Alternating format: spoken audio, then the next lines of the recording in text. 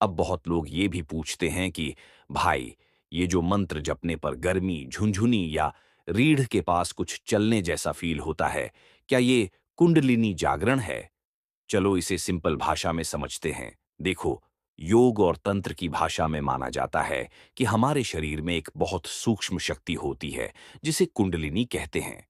ये रीढ़ की हड्डी के बिल्कुल नीचे, मूलाधार चक्र के पास, ऐसे समझो जैसे कुंडली मारकर सोई हुई बिजली हो। इसलिए इसे कुंडलिनी, मतलब कुंडली मारी हुई ऊर्जा कहा जाता है। जब इंसान साधारण जीवन जी रहा होता है, ये शक्ति ज्यादातर शांत रहती है।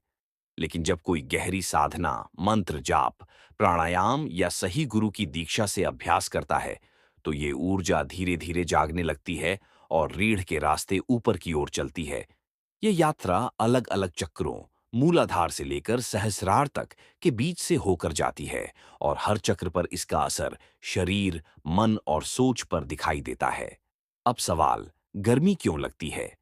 जब ये ऊर्जा हल्के हल्के सक्रिय होती है, तो कई लोगों को रीढ़ में गर्माहट, कभी सिर के पीछे या दिल के आसपास गर्मी, कभी ऊपर की तरफ बिजली जैसी लहर, या पूरे शरीर में झुनझुनी महसूस होती है। ये इस बात का संकेत हो सकता है कि अंदर की ऊर्जा चैनल, नाड़ियां साफ हो रहे हैं और प्राण का फ्लो बढ़ रहा है। कुछ लोगों को गर्मी के साथ साथ बहुत शांति, आनंद, रोना, हंसी या भावुकता भी महसूस होती है, क्योंकि अंदर दबे भाव और ब्लॉकेज खुलने लगते हैं। लेकिन एक बात हमेशा याद रखो, हर गर्मी, हर झुनझुनी फुल कुंडलिनी जागरण नहीं होती। कभी कभी ये सिर्फ गहरी सांस, ध्यान, ओवर फोकस या ज्यादा एनर्जी का नतीजा होता है। असली कुंडलिनी जागरण बहुत गहरा और जीवन बदल देने वाला अनुभव होता है, जो आमतौर पर लंबे समय की साधना, गुरु की गाइडेंस और अंदर की शुद्धता के साथ आता है। इसलिए क्या करना चाहिए? अगर आपको हल्की गर्मी, एनर्जी या झुनझुनी महसूस हो रही है और आप अंदर से शांत, बैलेंस्ड और पॉजिटिव महसूस कर रहे हो, तो आराम से साधना जारी रखो। बस ओवरड्यू मत करो।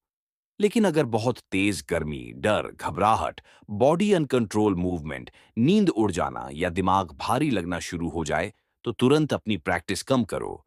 ग्राउंडिंग चीजें करो। धरती पर नंगे पैर चलना, सिंपल खाना, सामान्य दिनचर्या, और किसी अनुभवी गुरु से मिलकर गाइडेंस लो। कुंडलिनी कोई खेल नहीं है। ये बहुत पवित्र और शक्तिशाली प्रक्रिया है।